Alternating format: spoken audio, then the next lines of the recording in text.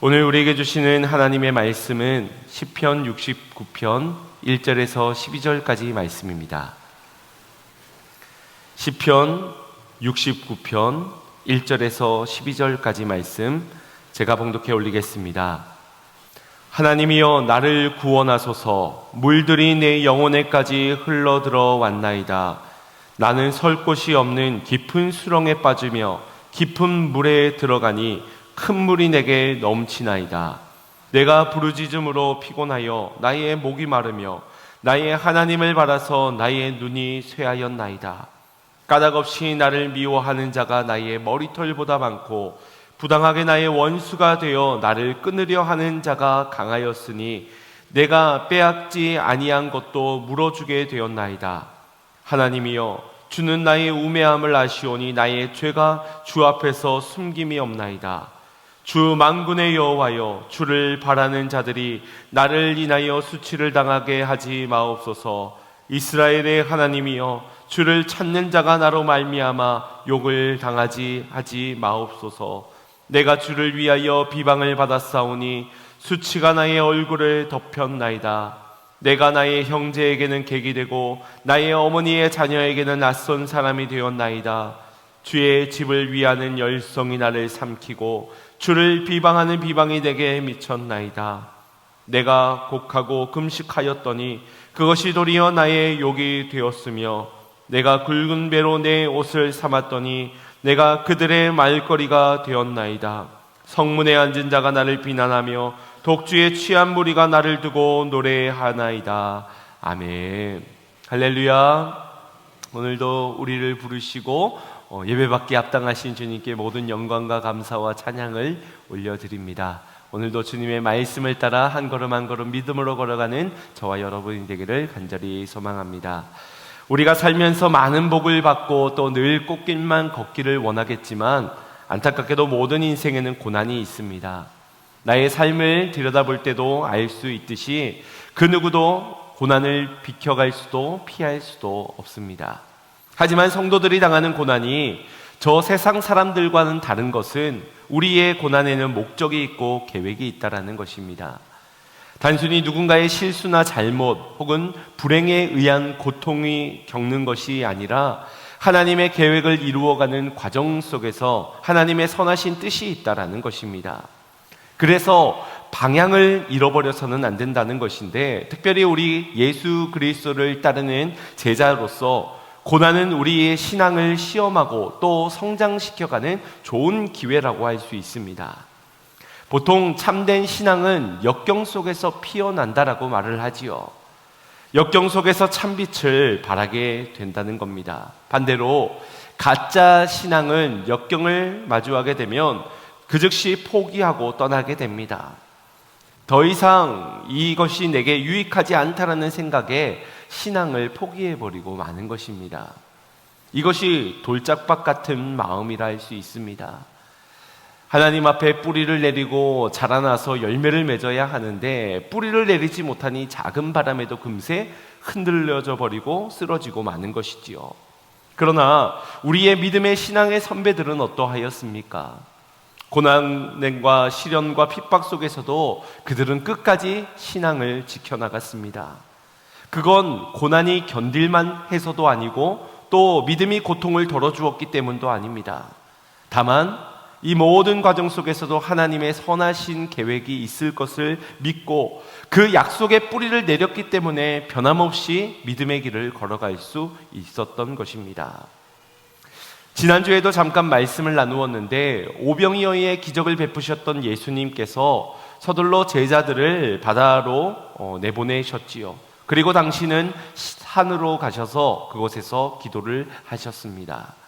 아마 제자들의 입장에서 예수님과 함께 산으로 가고 싶지 않았겠습니까?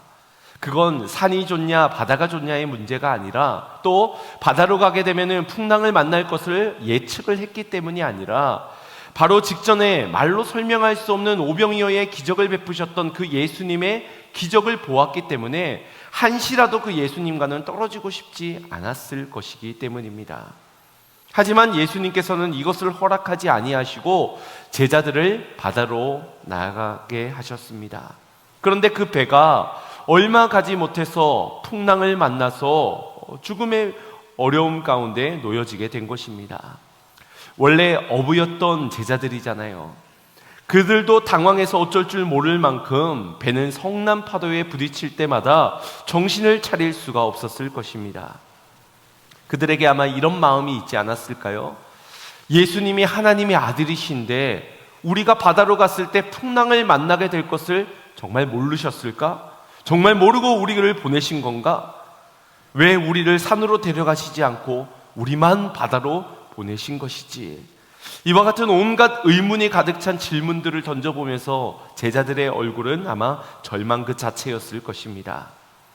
그러나 그들이 절망을 겪게 된 것, 혹은 풍랑이나 고난과 같은 위기를 당하게 된 것이 단순히 예수님과 멀어졌기 때문이라고 이야기할 수는 없습니다. 왜냐하면 예수님은 이 모든 앞으로 이뤄질 일들을 다 아시면서도 그들을 바다로 보내셨기 때문입니다.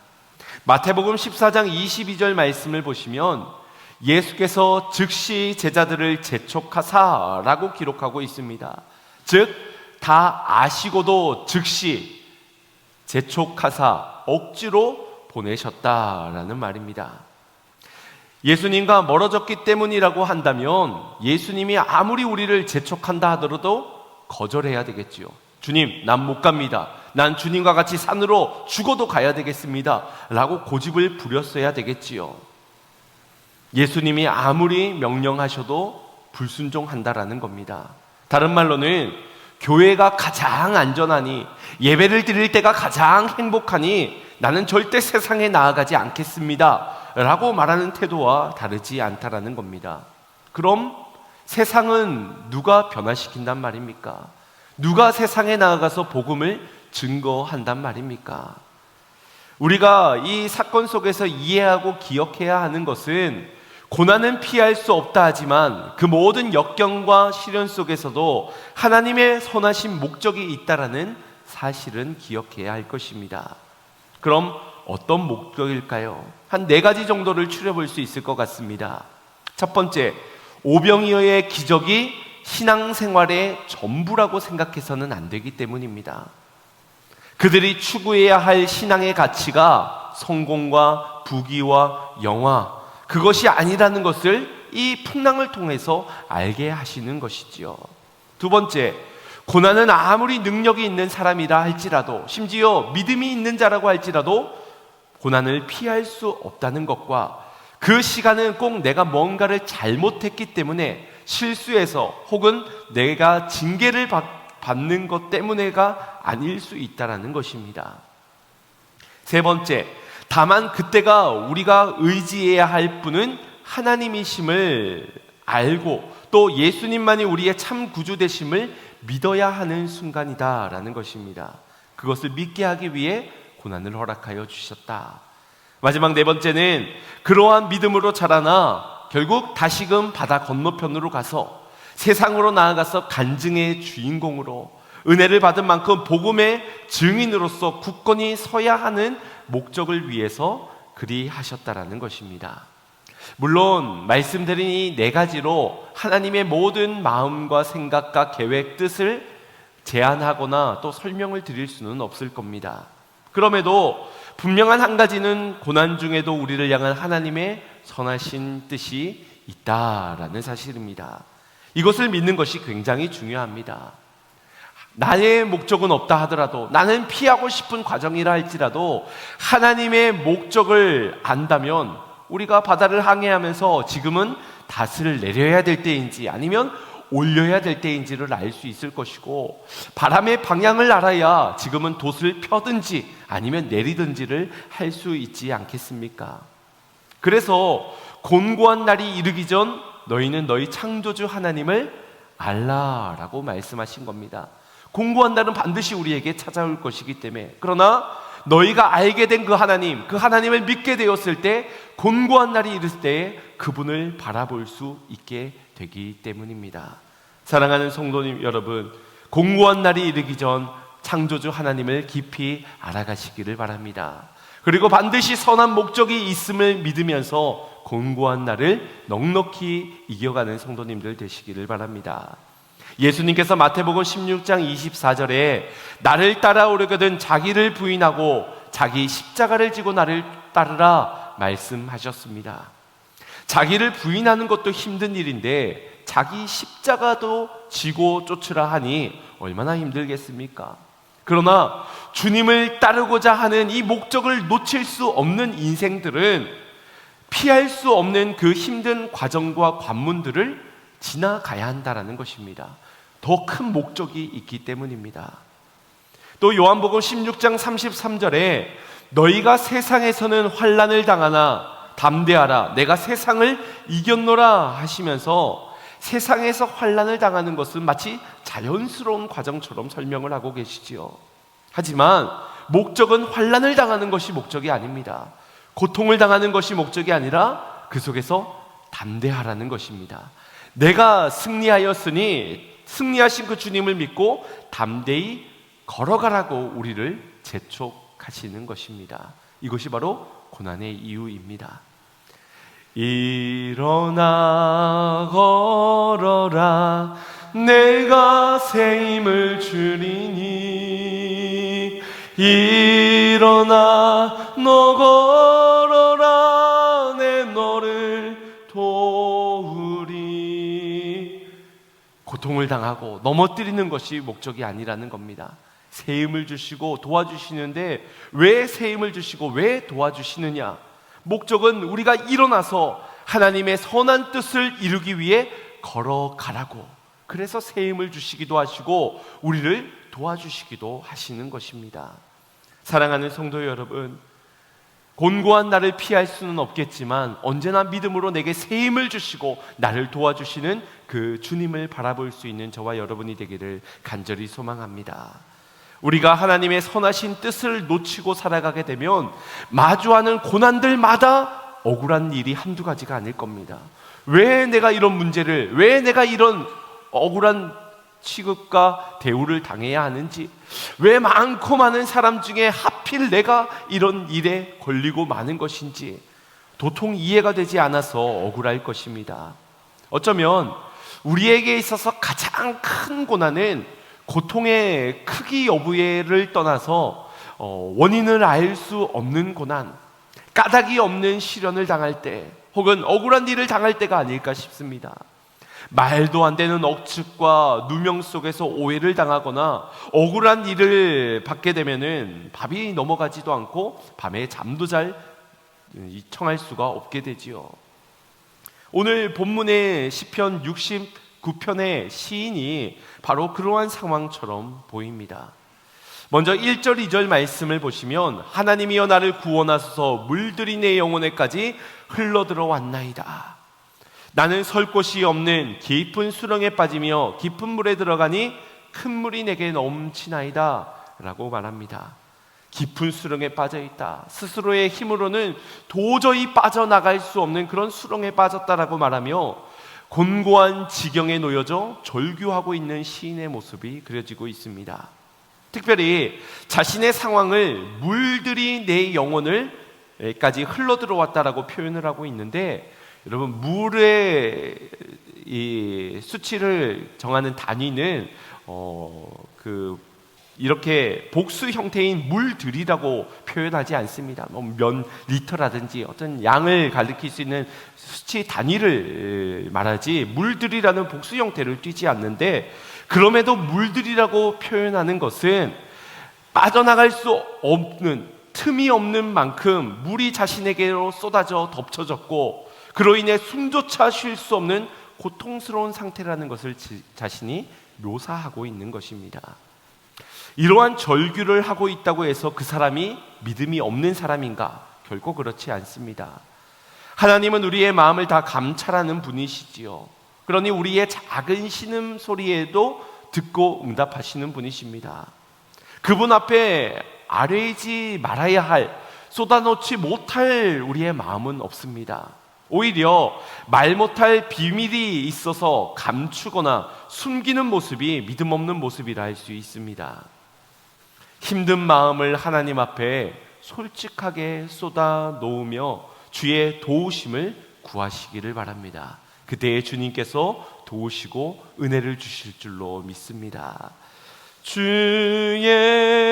예수께 조용히 나가 내 마음을 쏟아놓으라.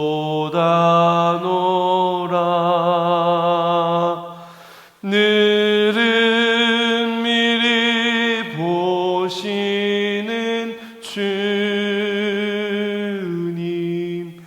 그 은혜를 베푸시니. 믿으십니까? 아멘. 큰 은혜를 베푸실 그분을 바라보면서 선한 목적이 있음을 믿으면서 여러분 조용히 나가도 괜찮고 시끄럽게 나가도 상관없습니다. 주님 앞에 마음을 쏟아놓는 그 믿음이 있기를 간절히 소망합니다. 그렇다면 이러한 믿음의 사람이 왜 이토록 절규를 하고 있는가? 사방에 숨 쉴 곳도 없다라고 표현할 정도로 도대체 어떤 일을 당하고 있는 것인가?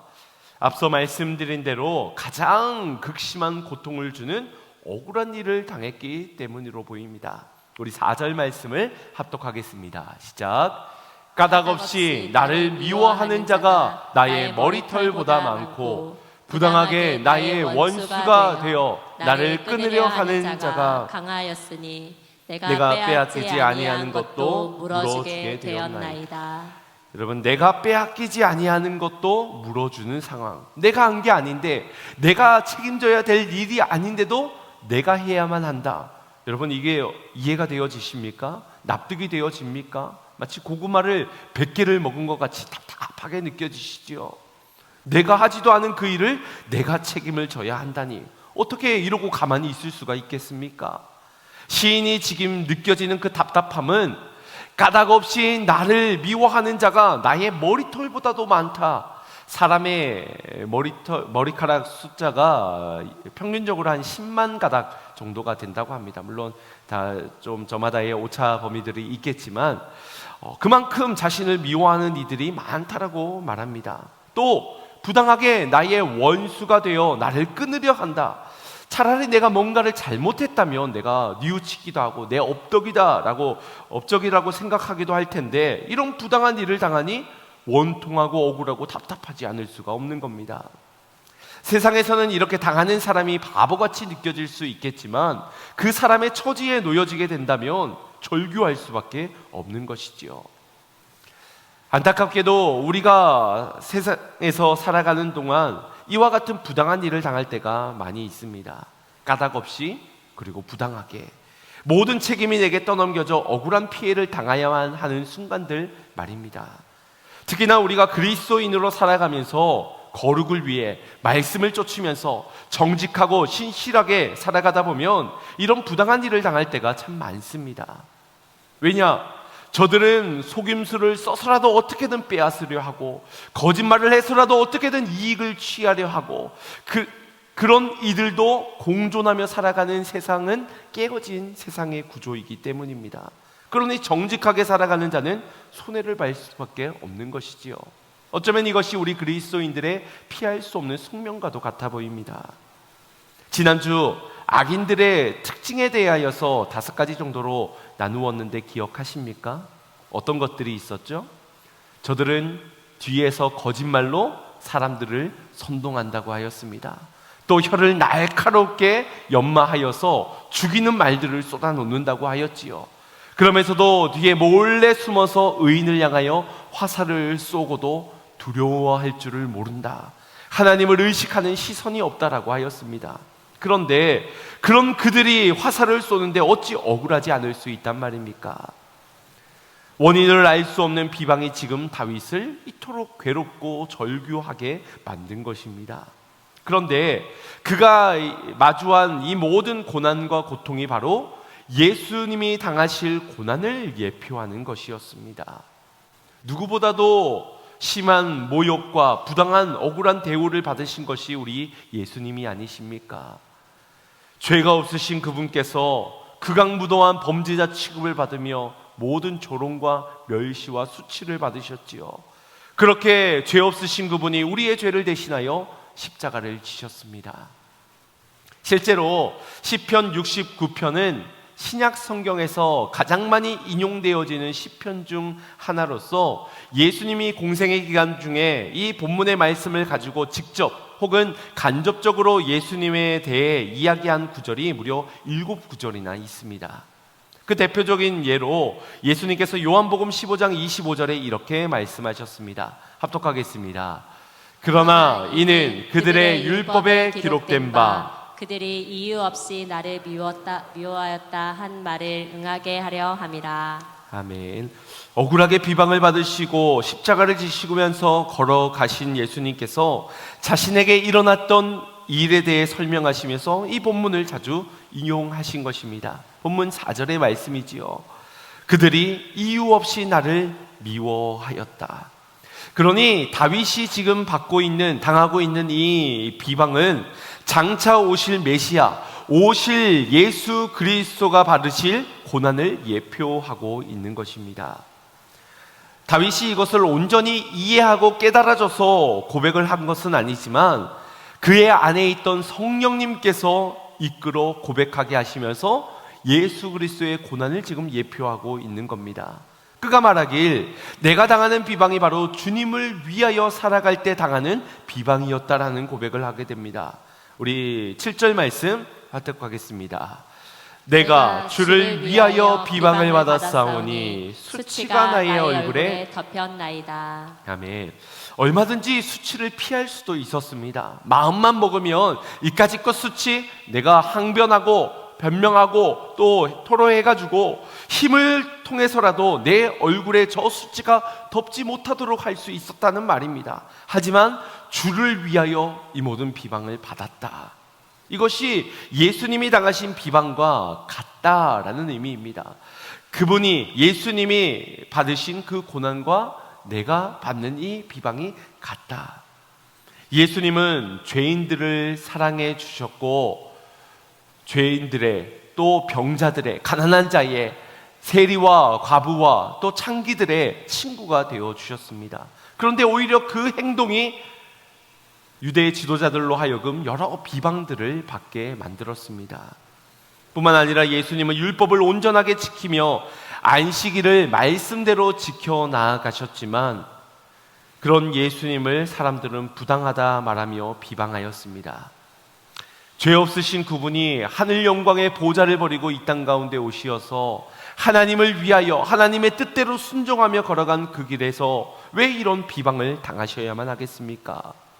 얼마든지 그분의 능력 가운데 피할 수도 있는 비방이었지만 다만 하나님의 뜻을 이루기 위하여 이 모든 비방을 받으셨던 것입니다. 우리가 억울한 일을 당할 수 있고 비방을 받을 수도 있지만 비방을 받았다고 해서 고난을 당하였다고 해서 이 모든 것이 하나님을 위하인 것은 아닙니다. 주님을 위한 것이지는 않습니다.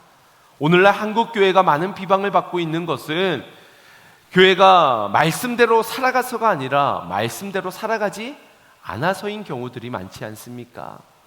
예수님처럼 죄인들을 사랑하고 가난한 자들, 병든 자들, 저들의 친구가 되어 주었기 때문이기보다는 오히려 그들의 친구가 되어주지 않기 때문에 당하는 비방이 크다라는 것입니다. 그러나 다윗은 지금 예수님의 고난을 예표하는 자로서 그가 당하는 이 비방은 주님을 위한 주님과 같은 비방이라고 말하고 있습니다. 우리 9절 말씀도 합독해 보겠습니다. 시작. 주의 집을 위하는 열성이 나를 삼키고 주를 비방하는 비방이 내게 미쳤나이다. 아멘. 여러분 얼마나 억울한 상황입니까? 나는 주의 집을 위하여 그저 열심을 내었을 뿐입니다. 주의 성전을 위하는 열심, 주의 몸된 교회를 사랑하기 때문에 이토록 힘쓰며 애써 왔는데 오히려 그런 자신을 삼켰다라고 말합니다. 이 비방이 주를 비방하는 비방이 내게 미쳤도다. 주님이 받을 비방이요 주님과 같은 비방이 지금 내게 미쳤다라는 고백입니다. 이어진 10절 11절 말씀을 보겠습니다. 시작. 내가 곡하고 금식하였더니 그것이 도리어 나의 욕이 되었으며 내가 굵은 배로 내 옷을 삼았더니 내가 그들의 말거리가 되었나이다. 어떻습니까? 경건을 위한 행동들이었습니다. 금식하고 기도하고 굵은 배를 메고 하나님의 영광을 위하여서 신실하게 걸어가고 있는 그에게 도리어 욕을 하고 말거리가 되게 되는 이 상황, 참으로 이 상황이 안타까운 것은 이러한 비방을 하는 자가 다름 아니라 외부에 저 모르는 비난할 만한 그런 사람들이 아니라 내부에 있는 사람인 경우들이 많다라는 것입니다. 마지막 절인 12절 말씀에도 이것을 밝히고 있지요. 성문 밖에 앉은 자가 아니라 성문 안에 앉은 자가 나를 비난한다고. 주를 사랑하는 마음으로 열심히 사역을 했건만 어디서 비난을 받느냐? 교회 안에서 같이 동력했던 저 사람에게서 비방을 받는다는 겁니다. 성경에서도 이런 억울한 일들이 참 많이 있지요. 요셉이 다른 누구도 아닌 자신의 친형들에게 비방을 받으면서 노예로 팔려가기도 했고요. 또 주인을 위해서 충성스럽게 보디발 장군 집에서 일을 해서 이렇게 올라가게 되었는데 그 관리직에서 이제 억울한 누명을 씌고 감옥에 들어가기도 하였습니다. 모세는 또 어떻습니까? 민족을 이끌어 출애굽을 하였지만 그 백성들로 하여금 광야에서 원망의 비난의 소리를 들으며 죽음의 위협을 당하기도 하였습니다. 신약에 넘어와서는 값비싼 향유 옥합을 예수님 앞에 깨뜨려 그분의 온몸에 부었던 그 여인은 예수님의 제자이자 제정을 맡았던 가룟 유다에 의하여서 책망과 비방의 말을 듣게 됩니다. 이 값비싼 것을 가난한 자에게 나눠주지 아니하고 어찌 여기에 허비하느냐라고 꾸지람을 들었습니다. 주님을 사랑하기 때문에 주님의 장래를 위하는 마음에서 깨뜨렸던 그녀의 뜨거운 헌신이 주님을 사랑하는 척하는 자로 하여금 비방을 당하고 만 것입니다. 예수님께서도 하나님을 위하여 성전을 사랑하였기에 성전 척결 사건을 이루셨지요. 성전에서 장사를 하는 장사치들의 상을 엎으시면서 사단의 독사의 자식들아 하시면서 그들을 성전에서 내어 쫓으셨습니다. 하지만 이 일로 성전의 주인 행세를 하고 주님을 사랑하는 척하는 바리새인들과 대제사장들에 의해서 비방을 받으시면서 결국 신성모독죄로 성전을 더럽힌 죄로 율법을 어겼다는 죄명을 씌워서 결국 십자가를 달려 돌아가시게 만들었습니다. 우리가 주를 사랑함으로 교회에서 열심히 사역하고 또 봉사하고 섬기면서 세상에서 비난을 받는 것이 아니라 오히려 교회 안에서 비방을 받는 경우가 있습니다. 가정에서도 그렇지요. 하나님을 잘 못 섬겨서 비난을 받기보다 잘 섬길 때 비난을 받는 경우들이 많습니다. 서로 칭찬하고 세워주고 격려해주면 참 좋으련만 오히려 비난하고 책망하고 까닭없이 비방합니다. 왜냐? 그들은 교회를 사랑하는 것이 아니라 사랑하는 척 하는 자들이기 때문입니다. 그러면서도 자신과 돈을 더 사랑하는 자들이지요. 교회의 주인이신 예수 그리스도를 모시어 섬기는 것이 아니라 교인의 주인 노릇을 하려 하는 자들이기 때문입니다. 하나님을 진실되게 사랑하는 자들에겐 이와 같이 억울한 비방을 당할 때가 있다라는 것입니다. 예수님도 당하셨는데 모세도 요셉도 더 신실하게 더 힘써 살아갔던 자들도 이런 오해를 받고 억울한 비방을 당하기도 하였는데 우리라고 어떻겠습니까? 물론 잘한 일에 칭찬받으면 좋겠지요. 그러나 주님을 위해서 한 일에 칭찬을 기대하지 마십시오. 칭찬은 주님께 받는 것입니다. 주님 앞에 섰을 때 영원히 사라지지 않을 그 칭찬과 그 상급을 사모하고 나아가야 하는 자들이지요. 오히려 억울한 비방으로 인해 시련을 당하고 역경에 찾아올 수 있습니다. 그럼에도 주님을 사랑함으로 시작되어진 우리의 열성을 후회하지 마시기 바랍니다. 주님을 위하여 행하던 경건을 절대 포기하지 말라는 것입니다. 가끔 비방을 당하시는 분들을 보면 고구마를 먹는 것처럼 참 답답함이 느껴지고 왜 내 진심을 몰라주는가? 왜 나를 저렇게 오해를 하는가? 이것을 억울함을 좀 벗어내기 위해서 이 사람 저 사람 찾아다니면서 내 편을 좀 만들어 놓습니다. 그래도 비방이 그치지 않아서 답답함을 해결하지 못하면은 결국 그와 똑같이 비방의 자리에 서서 니는 뭐가 잘났냐, 너는 어떠냐 하고 같이 비방을 늘어놓게 됩니다. 이건 교회가 무너지는 지름길입니다. 다른 것에 의해서 교회가 무너지는 것이 아닙니다. 말도 안 되는 억측과 비방에서부터 사람들끼리 편을 나누게 되고 뜨거웠던 신앙들이 식어져 버리게 되고 같이 비방하는 자리에 앉아서 서로를 지적하고 정죄하고 갈등하고 분열하게 될 때 결국 교회는 무너지고 마는 것입니다.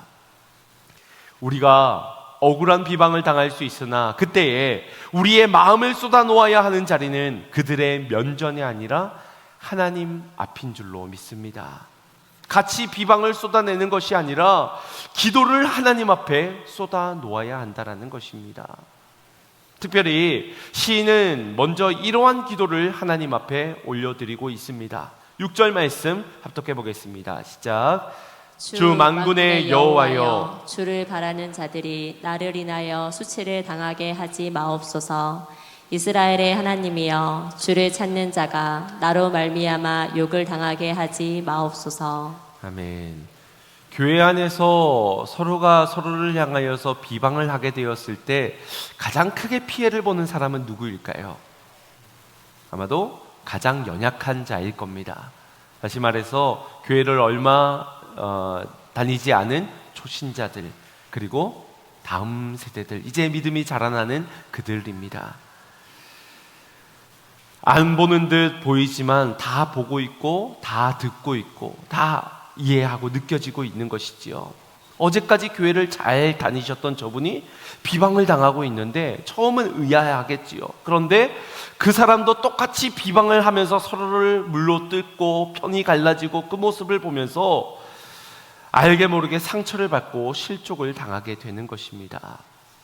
바울의 근심거리도 바로 그런 것이었습니다. 자신이 감옥에 갇혀지게 된 이 상황 때문에 혹 믿음의 성도들이 낙심하게 되지는 않을까, 혹 자신의 영적 아들인 디모데가 부끄러워하지는 않을까. 그래서 편지를 보내기를, 디모데야, 내가 감옥에 갇혀진 것 때문에 너가 부끄러워하지 말거라.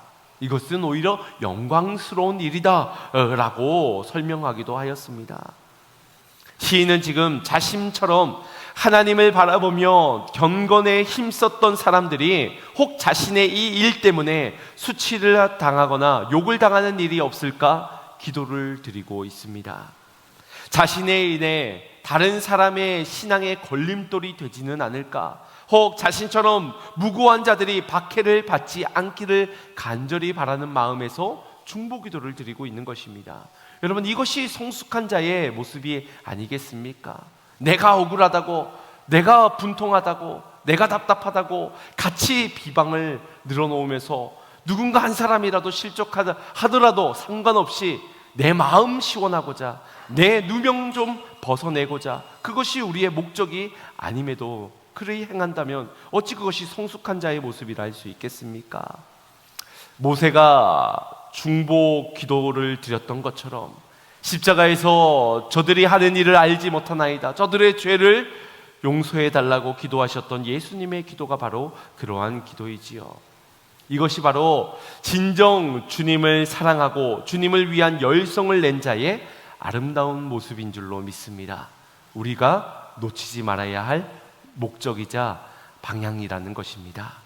시인 다윗도 변치 않는 그 마음으로 저들을 위한 중보 기도를 드리면서 나를 구원해 주실 하나님을 찾고 있습니다. 얼마나 그분께 기도를 드렸느냐, 3절 말씀을 보시면 내가 부르짖음으로 피곤하여 나의 목이 마르며 나의 하나님을 바라서 나의 눈이 쇠하였나이다.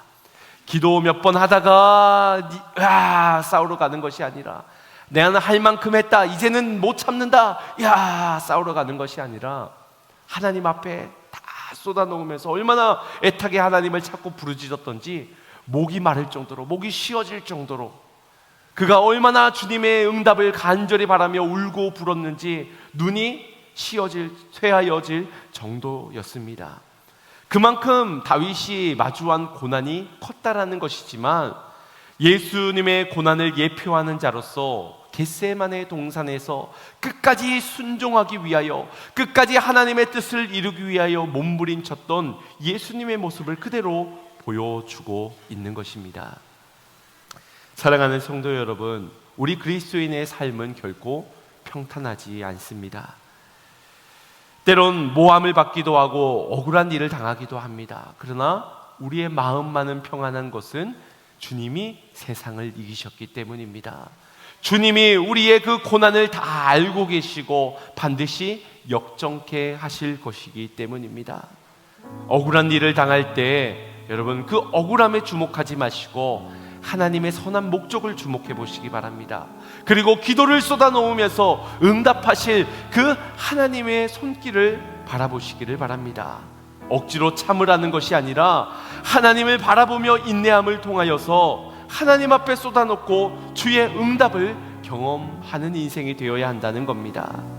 그래서 나의 삶을 통해서 주님이 드러나시도록, 나의 인내하는 그 모든 과정을 통하여서 하나님의 형상이 나타나지고 하나님의 영광이 나타나지고, 그렇게 하나님의 나라가 하나님의 법으로 하나님의 때에 이루어질 수 있도록 하라는 것입니다.